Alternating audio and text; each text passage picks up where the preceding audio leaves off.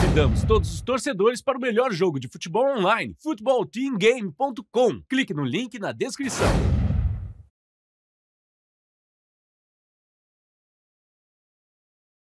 Ô Casares, o negócio é o seguinte, você tem que trocar o técnico. Eu fui técnico de futebol, eu sei quem é bom e quem não é, entendeu? Agora, veja bem, ele já deu um pouco que tinha de dar, ele já deu. Agora, o lugar aí do Morumbi é Rogério Ceni. Rogério Ceni tem o Morumbi como sua manjedoura, como o Pelé teve a Vila Belmiro. No gol ou como treinador? Não, como técnico e até como goleiro. Como goleiro, hoje ele joga mais, ele já vai ser técnico e goleiro. Vamos lá, Casares, troca o comando aí, rapaz. Não, Milton, não, nós somos nós temos que ter um planejamento, ter muita calma. Já imaginou? O São Paulo, nos últimos anos, trocou muito de treinador. Isso não resolve. Você tem que ter um planejamento, paciência. Veja só, meus amigos do terceiro tempo. Nós assumimos, infelizmente, uma situação financeira terrível. Em janeiro, que foi a nossa posse, eu tinha curtíssimo prazo de 70 milhões de reais de dívidas com processos na FIFA. Fomos resolvendo. Escolhemos um técnico, juntamente com Carlos Belmonte, Rui Costa, Muricy Ramalho. Gostamos do trabalho da comissão do Crespo. É um trabalho que você tem que ter paciência, é um planejamento. Não podemos ficar trocando de técnico. O Rogério é um grande profissional, mas o Hernan Crespo é o nosso técnico, que espero que continue mais tempo. Veja, nós não estava no nosso radar conseguir um título. E conseguimos um título paulista que não ganhávamos há 16 anos, com todo esse cenário terrível financeiro. Temos que ter calma, vamos finalizar o ano, vamos avaliar o trabalho em período cheio. Nós não podemos, por causa de algumas eliminações, demitir técnico, trocar comissão. O São Paulo já fez isso, não funciona, Milton. Então o Crespo tem toda a nossa arrumaria o Morumbi aí, nós vamos evoluir. Esperamos. Eu sonhei que o Rogério Ceni foi contratado pelo São Paulo e isso vai acontecer daqui 19 dias, 10 horas e 5 minutos. Anota aí, Marília Ruiz. Sonho total, hein? Sonho. Ele sonhou, como ele disse, ele sonhou, Júlio. Bom falar com você de novo, que bom que você está recuperado. Obrigado. A parte doce acabou, vamos lá. Júlio, essa semana, além da eliminação na Copa do Brasil, teve aí o divórcio com o Daniel Alves. Queria que você contasse do lado São Paulino desse divórcio, o quão penoso foi essa decisão de liberar o jogador e por que vocês decidiram, enfim, colocar um ponto final nessa negociação ou neste casamento. E também queria entender essa equação, essa matemática de empurrar para o ano que vem essa dívida. No balanço desse ano não vai aparecer essa dívida parcelada, mas a partir do ano que vem ela vai aparecer. Queria que você explicasse o quão penoso isso vai ser ainda para os próximos 5 anos do São Paulo. Marília, foi muito legal essa pergunta, que dá a possibilidade da gente explicar. O Daniel Alves é um grande jogador, um jogador internacional, veio para o São Paulo com um salário totalmente incompatível com a realidade do São Paulo e do futebol brasileiro.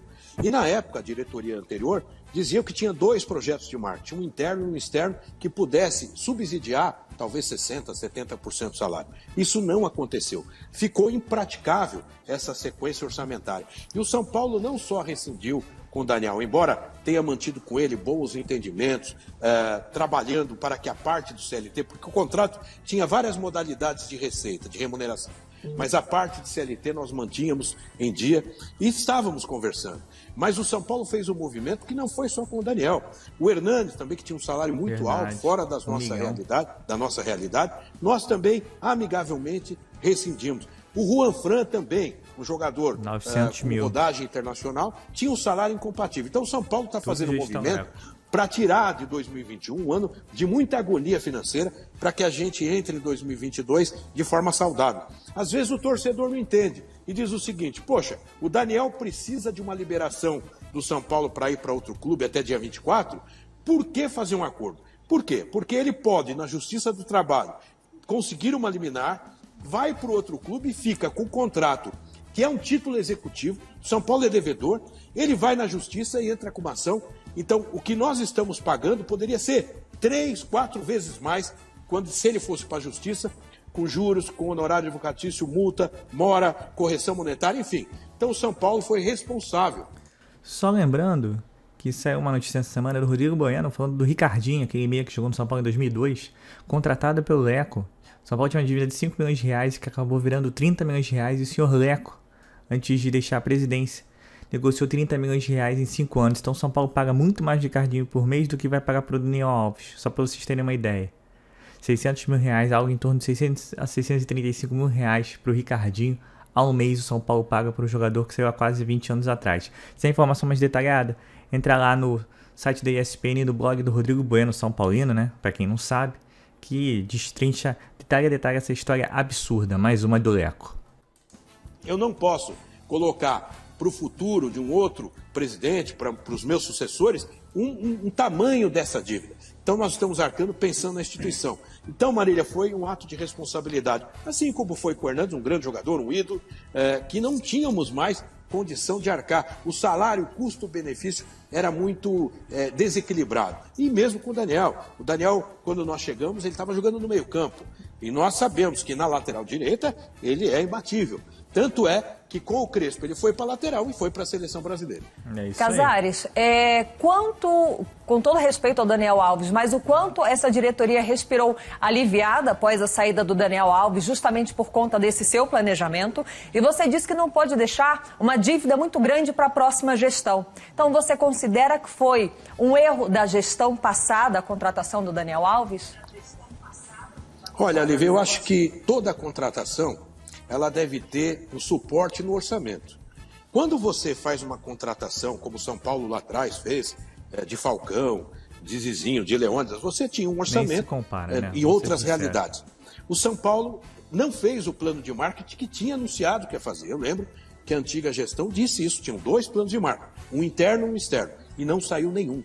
Então, não há condição de você assumir um compromisso dessa forma. E olha, vamos avaliar, nós estamos numa pandemia sem bilheteria, portanto sem receita de camarote, o marketing reduz muito porque você não tem grande exposição dentro de campo da ativação do match day, que é do dia do jogo, e mais, a janela de transferência em razão da pandemia foi muito fraca. Nós contávamos com a venda de 1 ou 2 jogadores, o São Paulo tem vários talentos, os jovens, que nós poderíamos ter proposta. Não tivemos proposta. Isso trouxe um desequilíbrio muito grande. Então, nós procuramos de forma racional resolver esse problema. O São Paulo tem na posição hoje o Igor Vinícius, que fez um grande jogo, até sair machucado, infelizmente. Eu estava no vestiário agora, ele está com o olho completamente roxo. Até o Dr. Sanches está cuidando dele. O Galeano entrou muito bem, ainda tem o Orejuela. Enfim, o São Paulo tem que ter um choque de realidade. Nós podemos ir até aonde o nosso dinheiro alcança.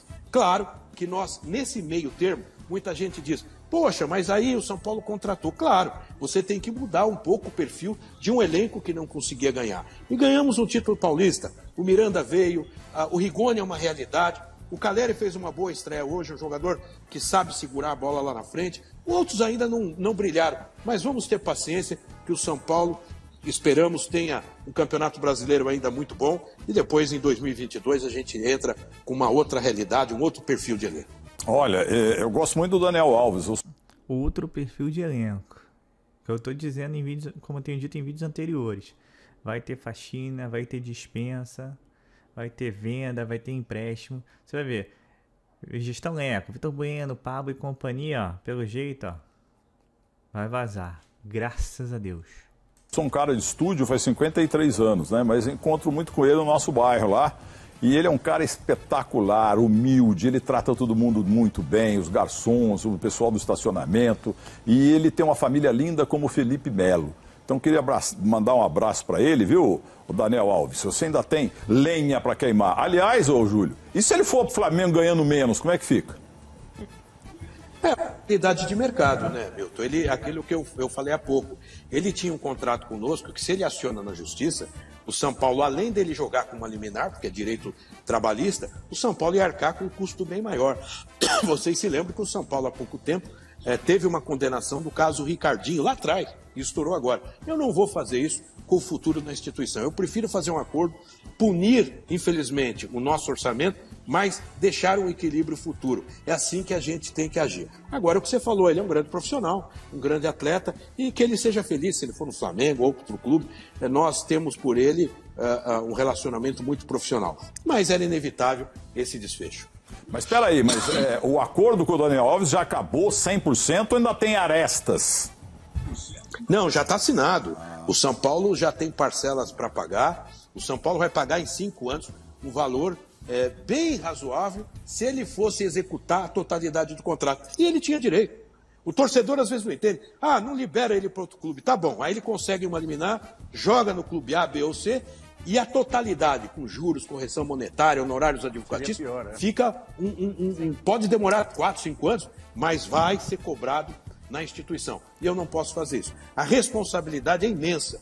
Eu, quando assumi em janeiro, eu não estou fazendo crítica à gestão passada, mas é realidade, eu tive muitos problemas. Eu tive casos na FIFA, do Tietê, que não foi pago, o Pablo, que não foi pago, estava na justiça, ainda o caso do Kaká, estava na FIFA, nós pagamos. Todo esse curtíssimo prazo nós saneamos. Claro, com operação financeira, com carência, com juros menor negociado, mas esse é o São Paulo que nós temos que preparar, Milton, para o futuro. Então eu sempre digo que 2021 foi um ano da agonia, mas ganhamos um título. 16 anos sem levantar uma taça, nós ganhamos. E depois, 2022, nós esperamos um ano um pouco mais equilibrado com a volta do público. Porque a bilheteria vai trazer uma receita importante e a janela internacional vai fazer com que o São Paulo consiga vender 1 ou 2 valores e aí sim ter um respiro muito grande. Já pode contar que um deles vai ser o Luan. O Porto está de olho nele, então possivelmente um deles vai ser o Luan.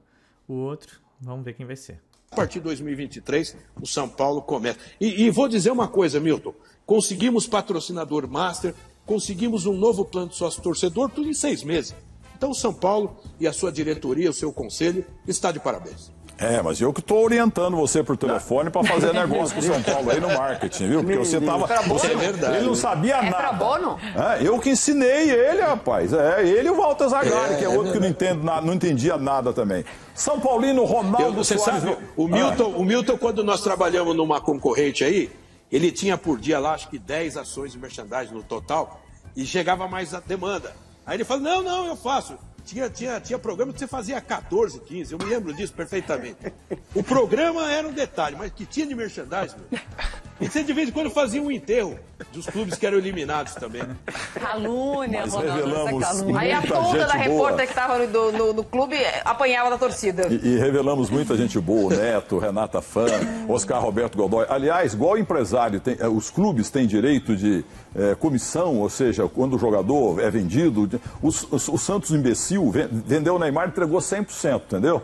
Agora eu vou fazer também uma empresa para cobrar comissão dos grandes profissionais que eu lancei. Entendeu? Mas essa aí. Você não acha que é justo? Não é justo não, cabeça de bezerro, deixa pra lá. Júlio, um abraço a você, parabéns aí, tá fortão.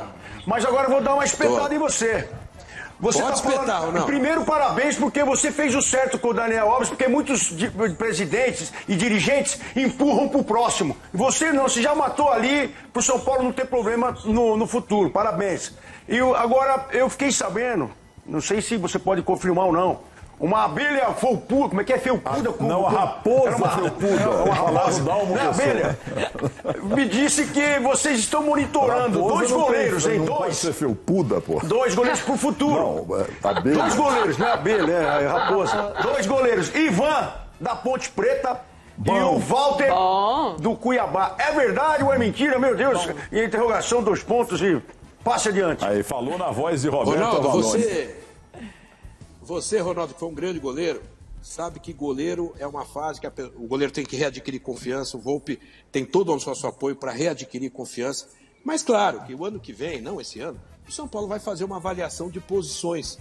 O São Paulo tem que ter em cada posição 2 ou 3 jogadores como opção. Você vê, o Galeano entrou hoje na lateral direita, depois ele foi para o lado esquerdo e jogou muito bem.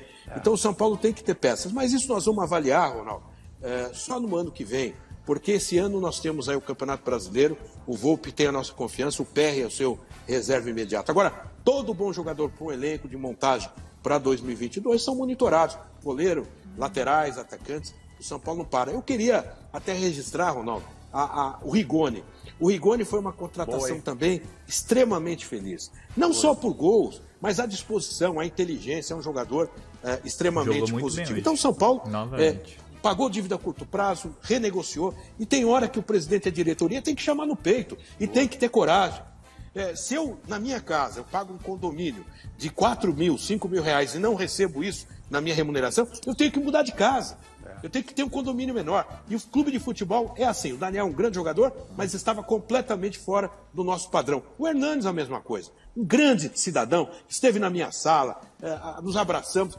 E foi um ídolo, mas não dava mais para pagar. E principalmente o jogador, como um produto, seja quem for, do próprio elenco do São Paulo, ele tem que ter uma avaliação no final de ano do custo-benefício. Quanto você paga, quanto tempo ele jogou e o que ele produziu. É essa linha que nós temos com o Hernan Crespo e com a nossa diretoria. E aí, pessoal, o que vocês acharam das declarações de Júlio Casares?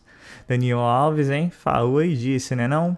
Então, só para fazer um resumo do jogo entre São Paulo e Atlético Goianiense, São Paulo teve um ótimo primeiro tempo, saiu na frente, no segundo tempo ampliou o placar, mas como de praxe, teve uma queda de rendimento muito grande, parece que os jogadores descansam, né? Destaque, lógico, para Rigoni e Luciano, os atacantes foram bem, Rigoni bastante participativo, Luciano desencantou, também mostrou uma melhora, quer dizer, é uma dupla muito boa, o Caleri estreou, também teve suas chances, bem participativo, mas o melhor em campo com certeza foi o Luan, ele não pode deixar de jogar no São Paulo, e tanto que foi votado como craque da partida pela Globo, né? E também outro destaque da partida foram o meio campo, que foi meio de encotinha, com o Luan, Nestor Liziero e Gabriel Sara, foram bem, e o Crespo, né, que tirou o 3-5-2 e resolveu adotar 2 zagueiros, uma troca interessante, um time que tocou mais a bola, teve mais oportunidade de gol, animicamente bem diferente do que foi contra o Fortaleza, então animou. Mas essa atitude, esse time, esse jogo deveria ter sido feito na quarta-feira passada contra o Fortaleza. Agora é tarde, mais 3 pontos importantíssimos no Brasileirão. Próximo jogo contra o América Mineiro às 8h30 na quarta-feira. Partida ainda referente ao primeiro turno, né? O São Paulo tem um jogo a menos, então se o São Paulo conseguir mais uma vitória será importantíssimo aí para nós brigarmos por uma vaga direta na Libertadores, tá ok? Então, como eu sempre termino todo vídeo, saudações tricolores e valeu!